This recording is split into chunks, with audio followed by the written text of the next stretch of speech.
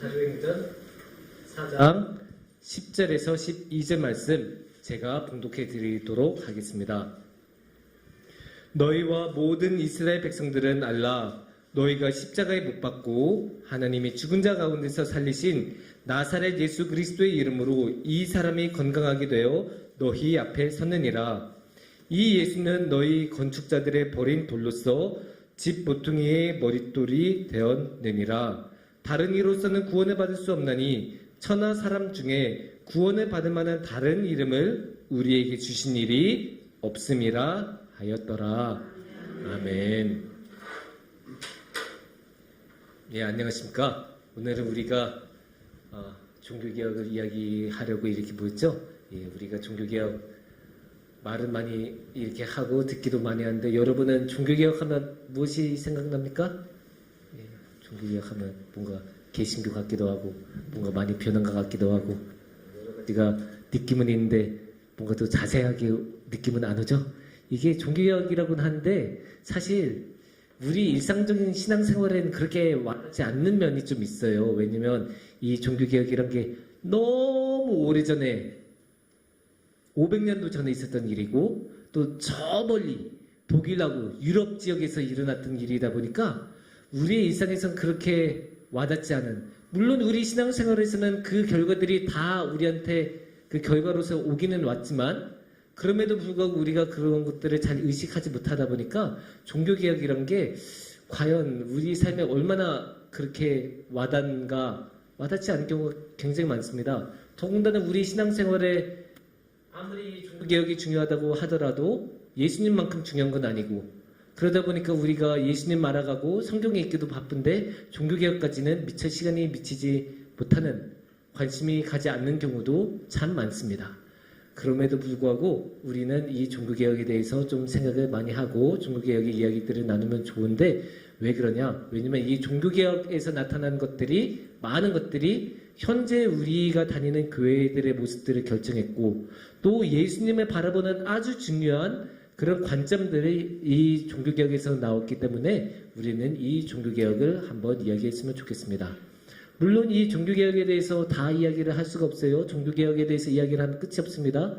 신학교에서도 이 종교개혁 하나만 가지고도 한 학기 동안 수업을 해도 모자라요. 그런 만큼 오늘은 이제 종교개혁에 대해서 조금 집중해서 할 수 있는 이야기들을 오늘, 다음 주, 다다음 주 3주간 계속 그렇게 할 텐데, 종교개혁은 사실 굉장히 큰 현상입니다. 어떤 하나를 단순하게 이게 종교개혁이다라고 말할 수 없을 정도로 여러 군데에서, 그러니까 독일, 스위스, 네덜란드, 프랑스, 영국 여러 나라에서 일어났던 일이고 또 꽤 긴 기간 동안, 몇십 년 동안 진행이 되었었던 게 종교개혁이기 때문에 이게 종교개혁이다라고 정확하게 단순하게 말하기는 어렵습니다. 그럼에도 불구하고 우리가 종교개혁의 시작점은 이야기할 수 있어요.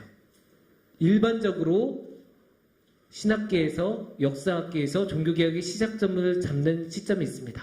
그건 바로 제가 정확한 날까지 말씀드릴 수 있어요. 1517년 10월 31일. 그래서 이제 몇 년 전에 종교개혁 500주년이라고 나왔었는데 이게 왜 이 날짜가 나왔냐? 이 날에 마틴 루터라는 독일의 수도사가 위텐베르크라는 동네에 교회에 가서 그 교회 딱 문에 95개조 반박문을 꽝꽝꽝 못을 받고 공표를 했기 때문에 이 날을 기준으로 우리가 종교개혁을 삼습니다. 그래서 10월 31일이니까 우리나라의 교회에서는 10월의 마지막 주일을 항상 종교개혁 주일로 기념하고 있습니다. 한번 PPT 화면 한번 보여주시면 좋을 것 같은데요. 예. 이게 그 미텐베르크 교회예요. 이게 실제로 독일에 아직도 남아있는 교회의 모습이고 지금 어두워서 그렇게 잘 안 보이는데 저기 보면 깨알같이 글씨가 써져 있어요. 그래서 당연히 그 95개조 반박문을 붙일 때는 종이로 붙였겠지만 지금은 이제 철에 이제 양각이 이렇게 해놔서 지금도 이제 볼 수 있게, 물론 가까이는 못 봐요. 이렇게 철조망이 있어서 가까이 못 보지만 그래도 이렇게 지금도 볼 수 있도록 되어 있습니다. 예, 그 95개 조 방법론이라고 하니까 사실 뭔가 엄청난 일인 것 같잖아요. 근데 사실 그렇게 엄청난 일은 아니었어요. 우리나라도 보면 사람들이 지금 나라가 이렇게 돌아가면 안 될 것 같은데 하면 꼭 하는 게 있죠? 시국선언. 시국선언 발표하잖아요. 그리고 대학생들 같은 경우는 뭐 옛날에 많이 했죠? 어긋날이면 대자보 딱 붙였죠? 저게 딱 그거예요. 대자보 그냥 붙인 거예요.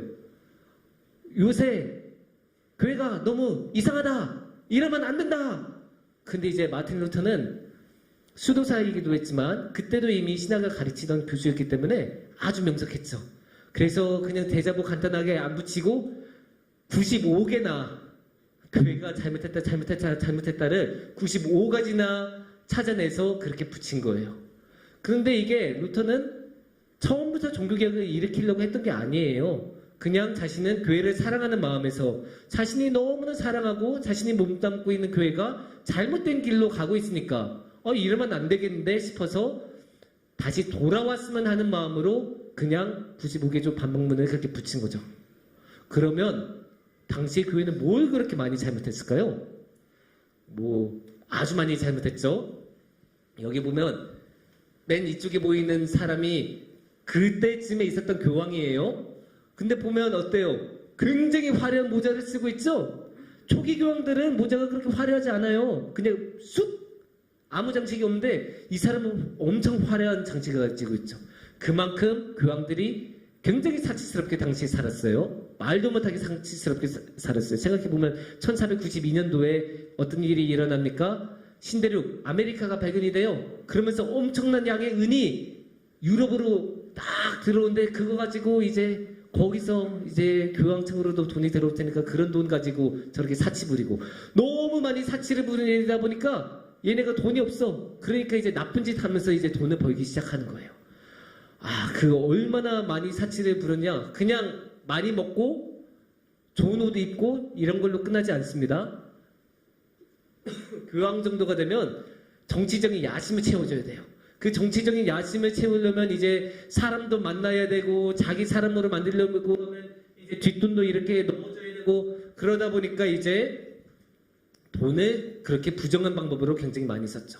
그리고 이제 중간에 있는 그림이 지금은 잘 안 보이지만 저게 성 베드로 성당이에요. 지금도 교황이 저기서 일하고 있고 저 성 베드로 성당은 그래서 그때 지어져서 지금까지도 남아있을 정도로 엄청나게 큰 건물이고 튼튼하게 잘 지어진 건물이고 실제로 가보면 굉장히 아름다운 건물이에요. 그런데 그런 건물을 지으려고 했으니까 어떻게 했어요? 이게 모자랐을 거 아닙니까? 돈이 너무나 모자라서 무리를 이제 하는 거예요. 그렇지 않아도 이제 사치하고 정치적으로 활동하느라 돈을 많이 썼는데 저것까지 하느라고 돈을 더 많이 썼어요. 그래서 어떤 나쁜 짓을 벌이냐? 수많은 나쁜 짓을 벌이는데 그 중에 가장 유명한 게 그림이 좀 작아서 잘 안 보이지만 맨 오른쪽에 그림이 그건데 그게 바로 면죄부 판매예요. 가장 대표적으로 유명한 거 여러분도 많이 들어보셨을 거예요. 면죄부. 하지만 정확하게 말하면 면죄부가 아니고 면벌부예요. 면죄부라고 하면 죄를 없애주는 건데 죄를 없애주는 게 아니고 죄를 저질렀을 때 이 티켓을 사면 네가 나중에 죄를 저질러서도 벌을 안 받게 해줄게 이겁니다. 그러니까 벌을 없애주는 거예요. 근데 이게 말이 안 되잖아요. 사실 이거 어떻게 돈 줬다고 하느님이 내리는 벌이 없어집니까? 그거는 말이 안 되고 하느님 완전히 욕되게 하는 거죠. 그럼에도 불구하고 그 당시는 그게 통했어요. 그게 통하고 너무나 많이 잘 팔리고 그 잘 팔린 거 가지고 저렇게 아까 교황이 사치 부리고 건물 짓고 이런 데 돈을 많이 쓴 거죠. 그러다 보니까 너무 말이 안 되잖아요. 그러니까 이제 루터가 화가 나서 그렇게 95개조 방법문을 쓰고 열심히 항의하고 그렇게 했었던 것입니다. 그런데 우리가 여기서 잠시 생각해야 하는 게 있어요. 우리 한국교회는 참 재밌는 게 항상 저 카톨릭을 조금 무시하는 경향이 있어요. 은근하게 저 카톨릭 제가 뭐야 아니냐고 막 이런 식으로 하는데 사실 우리가 생각하는 것보다 카톨릭은 훨씬 더 강하고 대단한 집단이에요. 왜냐? 루터가 살아있던 이 시절, 종교개혁이 일어났던 이 시점에도 이미 카톨릭 교회는 1000년의 세월을 버텨왔어요. 그게 사실 굉장한 거 아니에요? 1000년 동안이나 역사를 가지고 있다는 거. 우리나라 역사 얼마예요? 70년밖에 안 됐죠. 대한민국은 정부가 수립되고 물론 이제 임시정부까지 하면 더 오래되고 조선까지 하면 이제 더 오래되지만 대한민국이라는 현재의 국가 체제는 70년밖에 안 됐습니다. 그런데 이 70년짜리 국가도 보면 어떻습니까? 이미 엄청나게 많이 쌓여 있죠. 역사도 많이 쌓여 있고 인프라도 많이 구축이 돼 있고 엄청나게 겹겹이 쌓여서 거기서 뭔가 새롭게 하려면 이미 쌓여있는 모든 것들을 다 해치고 넘어가서 그것보다 더 뛰어난 거를 만들어야 눈에 띌 수 있지 않습니까? 그러면 이 카톨릭은 1000년이나 그렇게 축적이 되어 왔는데 얼마나 많은 게 쌓여 있겠습니까?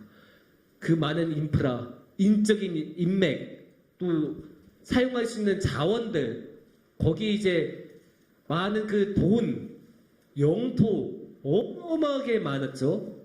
거기에 이제 이 카톨릭하고 연관된 사람들도 굉장히 많았을 거 아니에요. 그냥 수도사하고 사제하고 이런 사람들 말고도 그 관련된 사람들, 뭐 그 성당 같은 거 관리해주는 사람, 성당에 뭐 납품하는 사람, 막 그런 사람들 엄청 많았을 거 아니에요.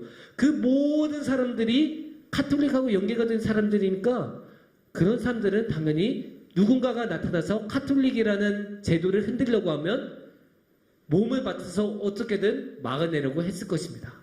그 많은 사람들을 상대로 루터가 이렇게 반박문 하나 냈다고 해서 카톨릭 교회가 엎어졌겠습니까?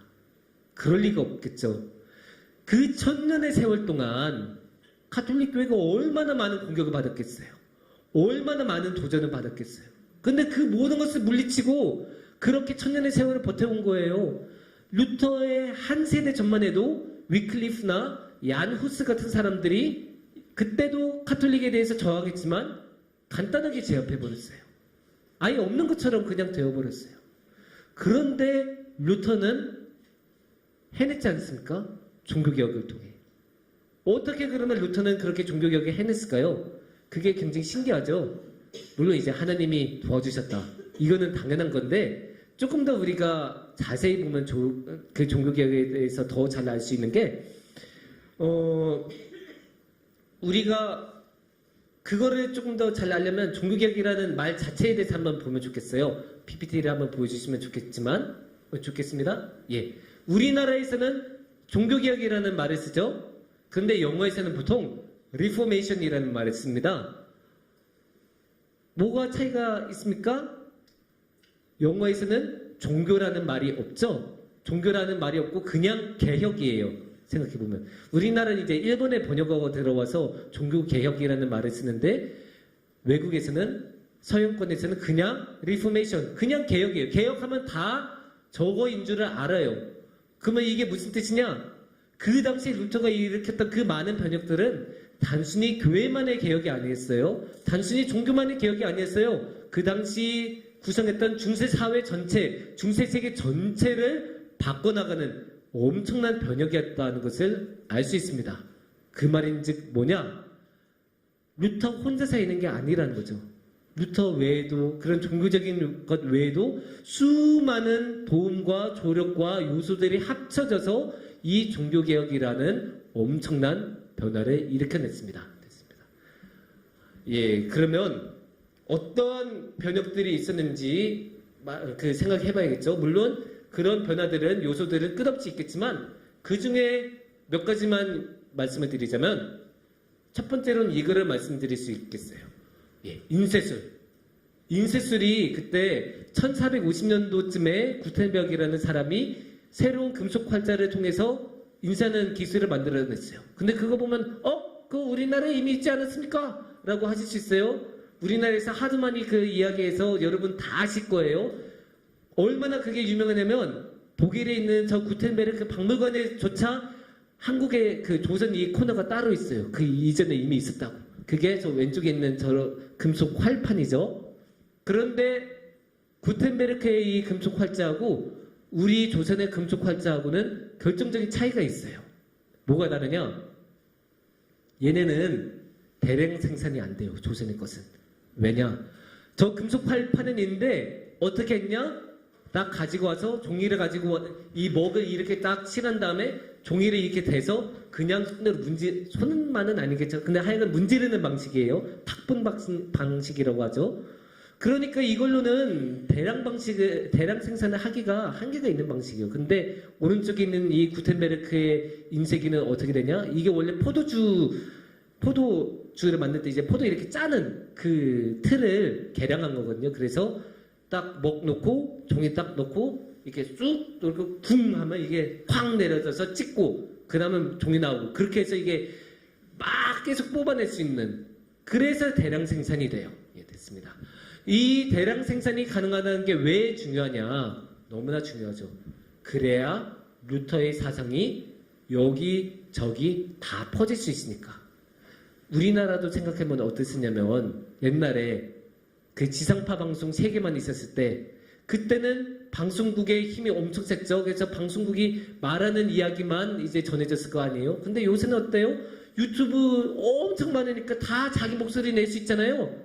그거하고 비슷한 거예요. 옛날에 이 유럽 세계에서는 유럽 전체를 다 이렇게 포괄해서 말씀을 전할 수 있는 시스템을 가지고 있었던 곳은 로마 카톨릭밖에 없었어요. 그러니까 로마 카톨릭의 마음에 안 드는 이야기는 다 잘라냈을 거 아니에요? 그랬다면 루터의 이야기는 절대로 전해질 수 없었을 거예요. 하지만 이 인쇄술로 이렇게 대량 생산이 가능하니까 여기저기 루터의 이야기, 루터의 반박문 뭐 그런 것들이 유럽 전역에 빠른 시간 안에 퍼질 수 있었습니다. 그게 이제 굉장히 중요했어요. 이제 또 한 가지 이제 중요한 거는 독일 민족과 제후들이 열심히 지지해줬습니다. 예, 여기 보면 그 당시 1500년도쯤에 독일 지도예요. 지금하고 너무나 다르고 어지럽죠? 제가 독일에서 그렇게 오래 살았어도 저도 이 지도 보면 못 알아봐요. 뭐가 뭔지 잘 못 알아봐요. 그만큼 완전 무슨 헝겊 짜집어 놓은 것처럼 완전 조그만 영주들로 나라들이 엄청 많이 나눠져 있었어요. 그러니까 지금과 같은 독일이라는 하나의 나라는 없었지만 독일이라는 민족은 있었고 그런데 얘네가 다 이렇게 작은 나라들로 나눠졌으니까 어떻겠어요? 힘이 없어요. 힘이 없어요. 그러니까 외부에서 이렇게 하라면 이렇게 가고 저렇게 하라면 저렇게 가고 그래서 얘네가 억하심정이 엄청 강했어요. 민족의식은 없었는데 억울한 마음은 되게 있었어요. 왜냐? 우리가 힘들게 돈 벌면 교황청 애들이 우리 돈 다 가져간다. 근데 교황청이 어디에 있어요? 로마에 있지 않습니까? 그러니까 여기 또 지역 감정이 들어가지 않습니까? 우리 독일의 돈을 저 로마 놈들이 가져간다. 이렇게 되는 거예요. 그러니까 너무너무 억울했어요. 그래서 루터가 나타났을 때 독일 사람들은 루터 하면서 루터 편에 드는 거예요. 특히 어땠었냐? 이제 루터가 그렇게 그 반박문도 내고 저항하면서 유명해지잖아요. 그러니까 보름스라는 곳에 불려가요.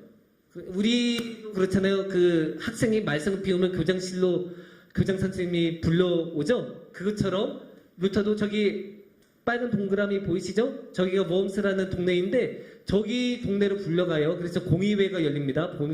보름스 회의라고 하는데 그게 열려서 당시 가장 큰 권력자 신성 로마 제국의 황제 그리고 로마 카톨릭의 교황 두 사람이 이 루터를 친히 신문합니다. 그리고 윽박질리고 강요해요. 너 네가 지금까지 말한 거 다 취소해. 철회하면 살려줄게. 하지만 루터는 아닙니다. NO! 단호하게 거부해요. 멋있는 말도 남기죠. 누구든지 나를 성경과 이성의 원리로 설득하지 않으면 나는 한마디도 취소하지 않겠다. 하나님, 저는 여기에 서 있습니다. 나는 다르게 행동할 수 없습니다. 나를 도와주시옵소서. 이렇게 아주 멋있는 말을 남깁니다. 하지만 그렇게 멋있는 말을 남겼지만 루터의 상황은 그렇게 좋지 않았어요. 교장 선생님 같은 경우는 학생을 불러서 데리고 와봤자 할 수 있는 거는 퇴학밖에 없을 거예요. 해봤자. 하지만 이 교황하고 황제는 뭘 시켰냐? 황제는 추방을 시키고 교황은 파문을 시켰습니다. 이게 우리한테는 잘 안 와닿는 말일 수 있는데 그게 무슨 일이냐? 아주 쉽게 말하면 법의 보호를 더 이상 받지 못해요. 그러니까 누군가 와서 갑자기 루터를 때려도 벌 안 받아요. 심지어 죽여도 벌 안 받아요. 아니 이러니까 얼마나 위험해요. 당장 이 회의장 밖으로 나가면 언제 죽을지 모르는 목숨이에요. 근데 너무나 위험하잖아요. 그런데도 루터는 목숨을 부지했어요. 왜냐? 너무나 독일 민족들이 이 루터를 사랑했기 때문이에요. 이 웜스 회의로 갈 때부터 이미 루터는 국민적인 영웅이 돼 있었어요. 그러니까 당시 독일의 제후들이 나서서 내가 루터를 지켜주겠다 그러면서 루터를 도와주고, 특히 현자 프리드리히라는 제후가 있는데 그 사람은 루터가 나와서 이제 가자마자 납치해서 안전한 곳으로 보호해줘요. 그렇게 독일 민족과 독일의 귀족들이 이 루터를 지켜주고 도와준 덕분에 종교개혁은 성공적으로 진행이 될 수 있었습니다. 물론 이렇게 여러 가지 일들이 있었죠. 이렇게 루터가 기술의 혜택도 받고 정치적인 조력자들도 있었습니다. 그럼에도 불구하고 핵심은 신학이에요. 왜냐? 카톨릭이 아무리 세속적으로 많이 행동했다고 해도 그들의 핵심은 신학에 있었기 때문에 이 신학적인 것을 맞붙여서 싸워서 이겨내야 종교개혁을 이뤄낼 수 있었습니다. 야누스하고 위클리프도 훌륭한 신학운동을 했지만 결국 그들은 이 신학적인 것을, 새로운 것을 만들어내지를 못했어요. 그러나 루터는 달라요. 루터의 신학적인 것의 핵심은 어디에 있냐? PPT를 보여주시면 이 칭의론이라고 있습니다. 말이 조금 어렵죠? 의롭다고 칭함을 받는 이론, 그래서 칭의론인데 쉽게 말해서 어떻게 의로워지는가, 그거를 요즘 시대에 우리말로 조금 더 편하게 번역하면 어떻게 구원받는가의 문제입니다. 그래서 어떻게 구원받는가를 루터는 새로운 방식으로 제시를 해줍니다. 이게 왜 중요하냐? 구원의 방식이 바뀌면 하나님과 인간의 관계의 방식도 바뀌어요. 그런데 당연히 교회에서 하나님과 인간의 관계는 핵심 중에 핵심 아니겠습니까? 그러니까 이게 바뀌면 교회의 핵심도 바뀌고 모든 것이 바뀔 수 있다고 합니다. 이러한 루터의 그 새로운 핵심, 새로운 칭의론에 많은 사람들이 감명을 받고 동의를 하고 지지를 해서 찬성을 해서 그 사람들이 모두 같이 와서 루터의 편이 되고 같이 신학적인 작업을 하고 그러면서 세력이 커지면서 결국 이 종교개혁이라는 엄청난 변혁의 물결을 만들어냈습니다. 이 종교개혁은 다양한 얼굴을 가지고 있는데 크게 4가지 원리를 이야기하고 있습니다.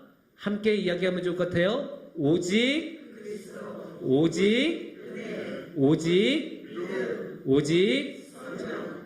이 4가지 원리가 이 종교개혁의 원리라고 이야기되고, 그래서 오늘은 이 오직 그리스도에 대해서 이야기하고 다음 주는 은혜와 믿음을 하나로 묶어서 하고 그 다음에는 오직 성경에 대해서 진행이 될 것입니다. 그러면 이 오직 그리스도라는 말은 무슨 말일까? 사실 그 말 자체는 어렵지 않죠. 여러분 모두 이해할 것입니다. 오늘의 본문 말씀 12절을 한번 같이 보면 좋을 것 같아요. 오늘의 본문 말씀 12절. 다른 이로서는 구원을 받을 수 없나니 천하 사람 중에 구원을 받을 만한 다른 이름을 우리에게 주신 일이 없음이라 하였더라. 아멘. 아주 은혜로운 말씀이죠. 예수님 외에는 다른 구원받을 이름을 주신 적이 없다. 그 말은 뭐냐? 예수님만이 우리의 구원이라는 거죠. 우리는 예수님을 통해서만 구원을 받을 수 있어요. 이거는 여러분 모두 다 알고 계시는 이야기일 거예요. 당연히 이게 우리의 신앙의 핵심이고 이거는 절대로 우리가 포기할 수 없으니까요. 근데 이거를 조금 더 자세히 보면 이런 이야기가 돼요. 예수님을 통해서만 구원받을 수 있다는 말은 우리 인간은 공로가 없다는 거예요. 하나님이 100% 일하시고 우리는 거기에 대해서 조금 더 일하시는 게 없어요. 일을 안 하는 게 아니에요. 일을 할 수가 없어요. 왜냐? 구원은 오직 하나님한테 있기 때문이에요. 아까 1부 때 특송 들으신 분도 계실 수 있겠지만 거기 분명히 말씀하셨죠. 구원은 하나님에게서 온다. 나는 공로가 없다. 그래서 정말로 하나님한테만 있다. 이게 종교개혁의 핵심 중의 핵심이고 너무나 소중한 이야기이지만 그거는 다음 주에 더 자세히 은혜와 믿음을 통해 이야기를 하고 오늘은 조금 더 다른 이야기들을 해볼게요.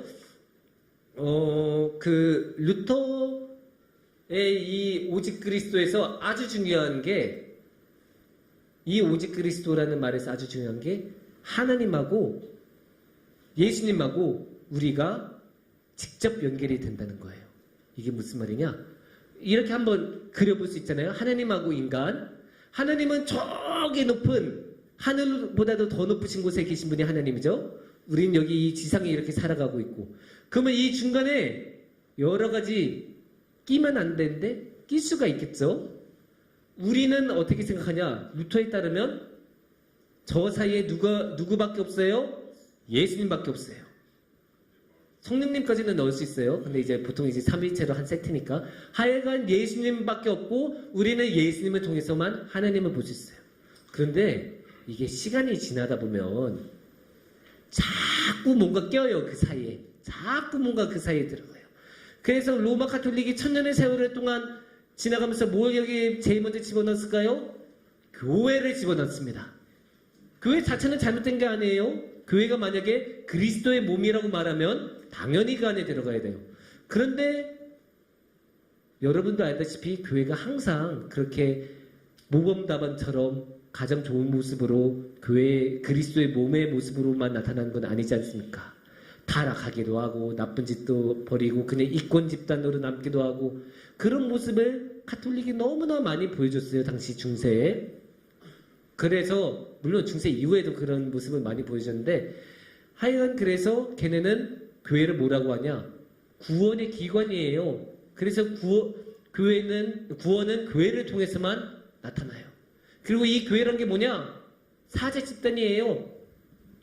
그 라칭어라고 지금 교황 말고 그 이전 교황 베네딕투스 16세였던 걸로 기억하는데 그 사람이 썼었던 책들 보면 그 사람의 책들을 그런 식으로 이야기 나와요.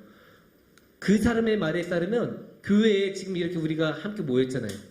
그런데 성도님들 여기 다 없어지시고 한 분도 안 계셔도 가톨릭 사자 한 명만 있어도 걔네는 교회가 돼요. 왜냐? 걔네는 교회라는 건 사도를 통해서 전해지고 사제를 통해서 전해지기 때문에 사제만 있어도 걔네는 교회가 돼요. 그러니까 이게 뭐예요? 사제가 교회라는 거예요. 하나님의 몸, 그리스도의 몸 이런 것보다 사제가 훨씬 더 중요해요. 근데 이 사제 중에서 제일 중요한 사람이 누구예요? 교황. 그러니까 이 교황이 교회를 대표하는 당시 카톨릭 교회를 대표하는 사람이었고 그러니까 교황이 거기에 집어들어간 거죠. 아까 하나님과 인간이 있었는데 그 사이를 결국 교회가 들어가고 그 다음에 또 교황이 들어간 거예요. 그래서 얘네가 어떻게 되냐? 19세기에 가면 카톨릭이 어디까지 이야기하냐면 교황 무오류 선례라고 교황은 잘못을 저지르지 않는데요. 교황은 오류가 없다. 교황이 하는 말에는 오류가 없다라는 말까지. 그러니까 교황이 자신이 공식 직함을 가지고 공식 발표하는 것들은 다 오류가 없다라는 그런 것까지 만들어내서 걔네는 진짜 교황의 말씀이 진리이고 교황의 말씀이 법이 되는 그런 시스템을 만들어낸 거예요. 그러니까 교황을 통해서가 아니면 구원을 받을 수 없는 상황이 돼요. 그리고 또 뭔가가 들어갔는데 그게 뭐냐? 성모 마리아가 들어갑니다. 물론 카톨릭 애들은 아니라고 해요. 우리 성모 마리아 섬기는 거 아니에요 라고 말을 하는데 저는 아무리 봐도 그러니까 이제 이론적으로 아닌 거하고 실제적으로 진행되는 건 다를 수가 있어요. 그런데 이론적으로는 아니라고 하는데 실제로 걔네 신앙생활을 하는 거 보면 그냥 성모 마리아한테 섬기는 경우 너무 많았어요. 솔직히 말하면. 그런 사례 너무 많아요. 그리고 걔네가 이론적으로도 뭐라고 하냐면 성모 마리아는 죄를 짓지 않아요. 그게 성모 무염시태라는 좀 어려운 말이죠. 근데 성모는 죄를 짓지 않다, 죄가 없다라는 말이고 또 어디까지 가냐? 성모는 죽지 않았어요. 그러면 뭐냐? 성모는 하늘로 들려 올라갔다. 그래서 성모 승천설이라고 해요. 물론 저는 성모 승천은 좋아하기는 했어요. 왜냐? 성모 승천일이 독일에서는 공휴일이었기 때문에 되게 좋긴 했는데 신학적으로는 저는 솔직히 그거 받아들여지지는 않아요. 그리고 그런 거를 갖다 붙였는데 어떻게 걔네가 성모가 보통의 인간은 아니잖아요. 걔네가 성모를 섬긴 거는 아니라고 해도 죄를 짓지 않았다고 하고 하늘로 들러 올렸다고 했는데 그게 우리 인간하고 같은 레벨에 준 거는 아니지 않습니까? 그래서 저는 아무리 봐도 성모도 그 하나님하고 인간 사이에 한 단계를 집어넣은 것 같은 거예요. 물론 걔네는 그게 그 예수님을 성모님이 임신하셨었으니까 그러면 하나님을 임신한 거니까 하나님을 임신하기 위해서는 당연히 그 사람도 죄가 없어야 되고 막 그런 식으로 이제 논리를 전개를 해요. 일견 뭐 일리는 있지만 아무리 해도 저는 그게 받아들여지지 않아요. 그래서 성모도 그 사이 안에 집어넣은 게 불만이고 또 중세에서 그 민속들 우리 같은 그 평범한 사람들 사이에는 어떤 신앙까지 나오냐? 걔네는 성모 외에도 여러 성인들이 있었죠. 그 성인들을 숭배하는 그런 신앙도 굉장히 많았어요. 그러니까 이제 다시 한번 단계를 보면 하나님 밑에 예수님 여기까지는 오케이. 그런데 그 밑에 또 뭐가 있냐? 교회, 교황, 성모, 성인. 얼마나 많아요. 이렇게 많으면 당연히 우리가 하나님께 영광을 돌릴 때도 그 중간에서 다 가로채는 거 아니에요. 그리고 그 이득도 다 가져가고. 그러니까 루터가 그걸 견디지 못한 거예요. 그래서 그거 아니야. 쫙 저리 가. 다 닦아내고 싹 닦아내고 뭐만 남겼냐? 예수님만 남겼어요. 우리도 보면 우리 권사님들 당연히 뭐 야채 같은 거 너무나 잘 사시니까 너무나 잘 아실 텐데 우리가 중간 유통이 굉장히 많은 야채를 사는 거하고 아는 사람한테서 직거래하는 거하고 뭐가 더 쌉니까? 당연히 아는 사람이 직거래겠죠. 이것도 같은 거예요. 그런 중간 유통이 많은 가톨릭하고 예수님하고 직접 만나는 우리하고 뭐가 더 좋습니까? 거기서 루터가 만들어낸 오직 그리스도가 엄청난 힘을 갖는 거예요. 우리는 예수님을 직접 만나니까. 근데 여기서 중요한 게 있어요. 우리 권사님들 다들 아시다시피 직거래가 다 싸잖아요. 더 싸잖아요. 근데 왜 우리가 직거래를 잘 안 합니까? 찾기가 어렵죠?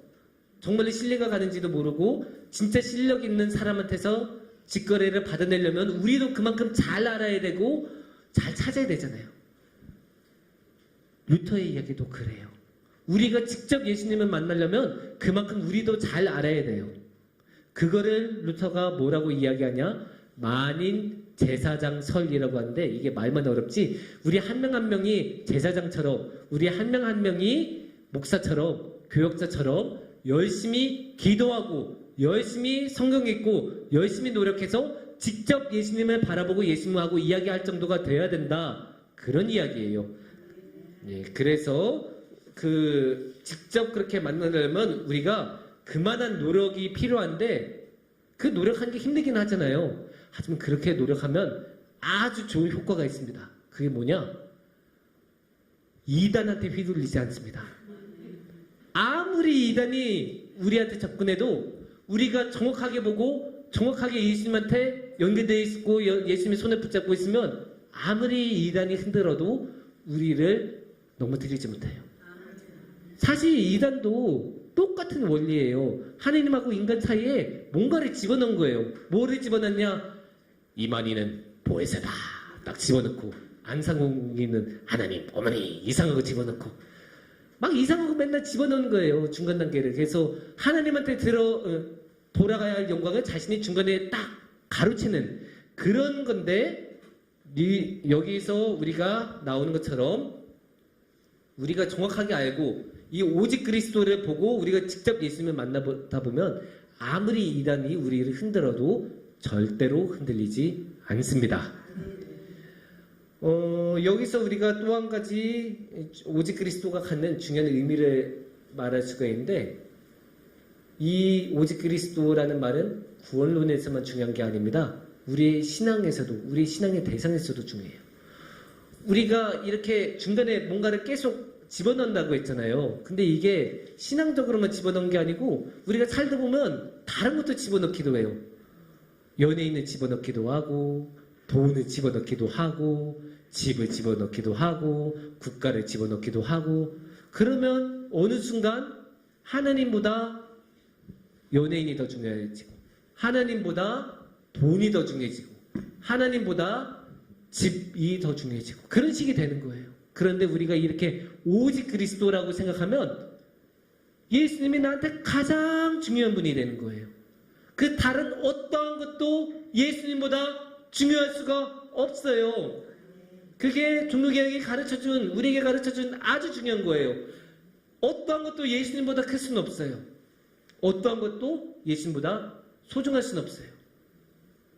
물론 하나님께서는 웬만하면 너 나라를 선택할래? 나를 선택할래? 이렇게 물어보신 경우는 웬만하면 없어요. 하지만 우리가 역사의 흐름 가운데서 그런 선택을 해야 하는 경우가 있어요. 그러면 국가를 선택하는 사람들도 있었죠. 옛날에 나치 시대에 독일교회들이 그런 행동을 많이 했고 독재 시절에 우리나라에서도 그런 행동을 많이 한 사람들이 있었지만 그럼에도 그때도 하나님의 편을 선 사람들이 있었고 특히 처음에 예수님을 따르던 사람들 로마 제국 앞에 있어서 너 로마의 법을 따를래 아니면 화형당할래 할 때 저는 끝까지 예수님 따르겠어요 하고 자기 스스로 화형장에 걸어간 그분들 때문에 우리가 지금도 예수님을 믿을 수 있는 거 아닙니까? 그게 오직 그리스도가 가지고 있는 어마어마한 힘이고 그게 우리의 신앙을 이끌어가는 굉장히 큰 힘이 됩니다.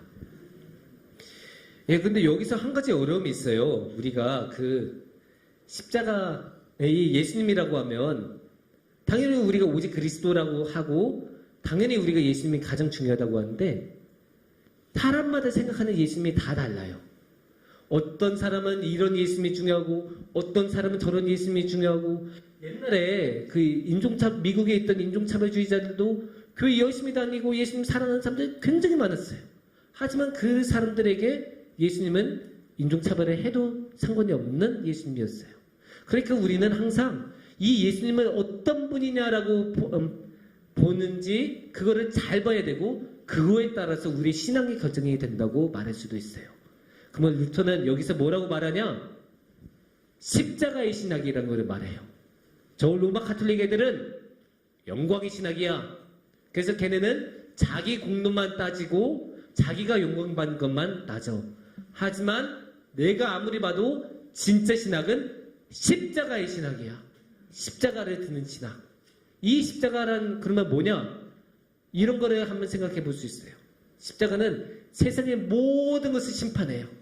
고린도전서 1장 말씀을 한번 보여주면 좋을 것 같은데 우리는 십자가에 못 박힌 그리스도를 전하니 이거 보면 십자가가 중요한 걸 알 수 있죠. 유대인에게는 거리끼는 것이요 이방인에게는 미련한 것이로다. 하지만 다른 사람들은 이 세상의 모든 지혜는 십자가를 무시하고 십자가는 어리석고 십자가는 말도 안 되는 거라도 말하지만 반대로 이 십자가를 우리가 붙들 때 십자가에서 다른 이 세상 모든 것을 심판 아래에 놓고 그 다른 모든 것이 덧없다는 것 오직 십자가만이 핵심이라는 것을 보여주십니다. 그 다음에 이제 중요한 게 이 십자가는 우리 자신을 버리게 만들어요. 어떤 말이냐?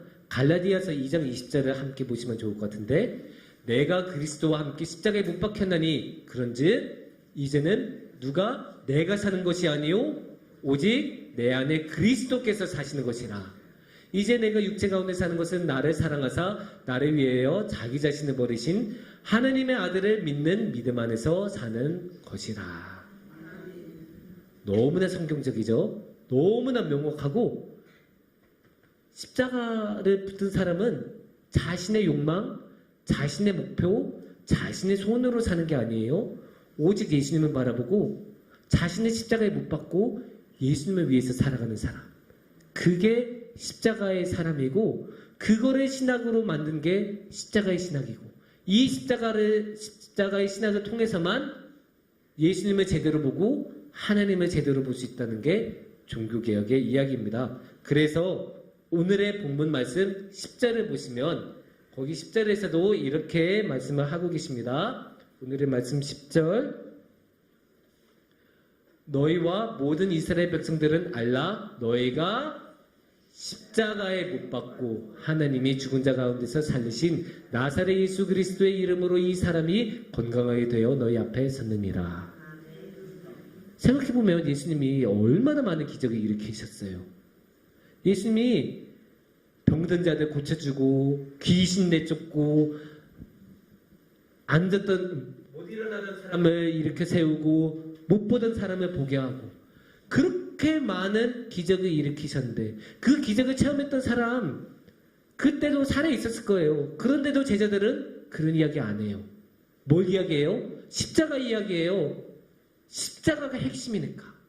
십자가로 예수님이 우리를 구원해 주셨고 십자가로 이 세상의 모든 것을 심판하셨고 십자가로 이제는 우리가 우리 자신이 아니라 예수님과 하나님을 위해서 살게 이끌어 주셨으니까 제자들은 십자가를 먼저 이야기했습니다. 그게 우리 종교개혁의 전통이고 우리 개신교가 가지고 있는 신앙의 원리입니다. 예, 오늘 우리가 이렇게 한번 종교개혁의 배경적인 이야기를 나눠보고 그 다음에 종교개혁의 원리 중에 하나인 오직 그리스도에 나눠봤습니다. 그래서 종교개혁에서 그만큼 예수님을 소중하게 여기고 무엇보다 십자가가 소중하게 여겨진다는 것을 알 수 있었습니다. 그래서 우리도 십자가의 예수님은 이렇게 우리가 가장 힘들 때에도 우리 곁에 계셔서 우리가 너무 힘들어서 아무 말도 못할 때 우리를 위해서 대신 목소리를 높여주시고 끝까지 우리 곁에 계신 분이란 것을 우리가 꼭 기억했으면 좋겠고 그런 십자가 예수님과 함께 하시는 복이 우리 성북중앙교회 가운데 충만하기를 축원합니다. 기도하겠습니다.